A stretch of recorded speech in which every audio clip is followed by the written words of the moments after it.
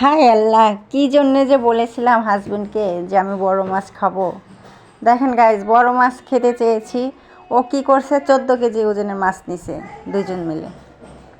তো 7 কেজি নিয়ে আসছে। এটার দাম পড়ছে হচ্ছে 5,600-700 টাকা।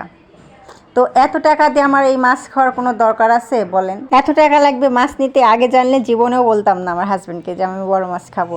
তো যাই হোক, আমার হাজব্যান্ডকে যদি আমি কিছু বলি যে আমি এটা খাবো, ও হচ্ছে এনে দিবেই, যেখান থেকেই পারুক না কেন এনে দিবে।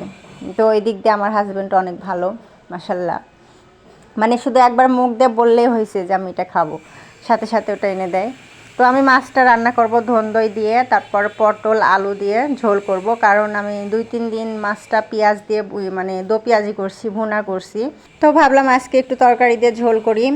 আর ঝোলের তরকারি আমার হাজব্যান্ড খায়, আর আমি খুব কম খাই। আমার মানে পছন্দ হচ্ছে ভাজি, চচ্চড়ি, ভর্তা, এগুলাই দিয়ে আমি বেশি বেশি ভাত খেতে পারি। আর ঝোলের তরকারি হলে আমি মানে খাওয়ার রুচিটা কেমন যেন কমে যায়, কী জন্য যে জানি না, এটা আগে থেকেই। তো যাই হোক, এদিকে আমি ভাজিও করতেছি বরবটি, যেহেতু ঝোলের তরকারি হচ্ছে একটা, তো ভাজি থাকতে হবে।